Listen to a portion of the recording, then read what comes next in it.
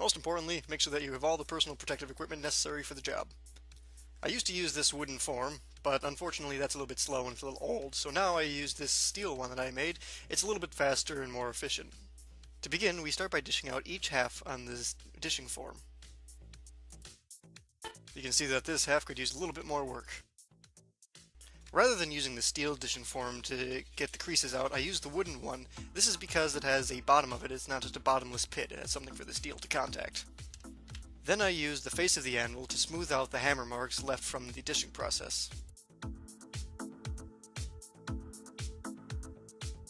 You'll notice that it's a little bit warped, so in order to unwarp it, to make it flat, I stepped on it. And then I smooth it out one more time.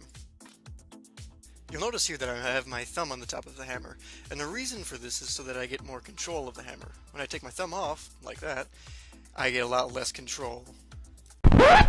Somehow I forgot to planish the entire thing. Before you move on, planish it. Here are the two halves side by side. This half is all very defined, but this half on the other hand looks like one of my middle school teachers. I use a Sharpie to mark out where I have to trim it, and then once I have that all drawn out, I use the angle grinder again to cut it off. I trace the good half onto a cardboard sheet, and then I use that cardboard sheet as a model for how the next one should be shaped.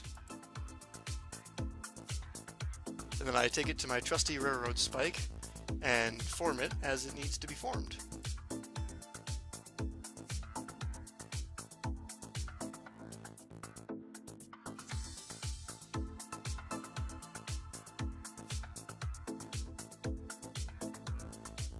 After that, I just weld it then. Rather than tack welding it along the seam, I do solid beads along it.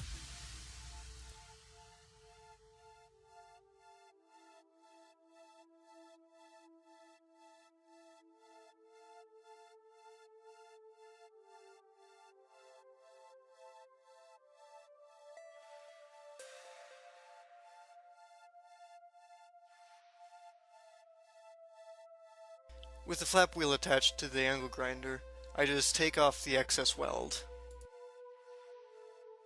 Careful without that guard though, I had a bit of an accident.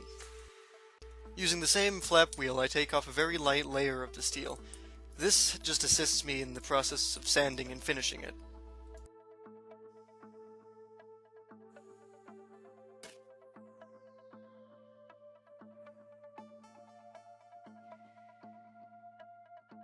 These are the revels. I'm using brass round stock.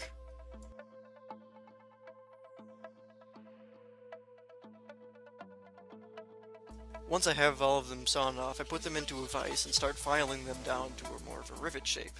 And while using a file for this works out pretty well, and it makes a very defined shape, the problem with it is that it's very slow. So here's the finished part of it, still in the vise. It looks very nice and everything, but ultimately it was too slow. So I used a hacksaw to rough out the edges and then drew them with a file. Here you can see that they are next to each other and they're pretty much the same at the end.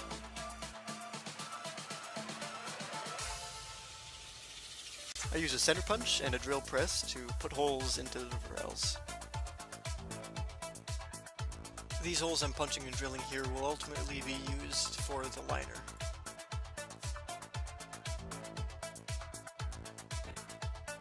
Here I'm putting the rails in with a very small hammer, just to make sure that they have a snug fit.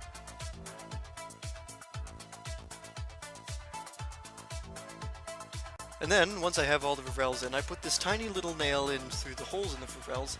That way when I'm pinning it over on the anvil, it doesn't squish the holes entirely or make them oblong. It keeps them nice and round and open for the cord to pass through. This is making the liner. Right now I'm tracing it out into a sheet of wool and then fending off the cat. Once I have the wool cut out, I'll cut out two other identical shapes out of linen and canvas and then arrange them in a way that when I turn it inside out, the wool is on the inside. Then I cut out small wool scraps and stuff them into the tubes that were quilted into all of the layers.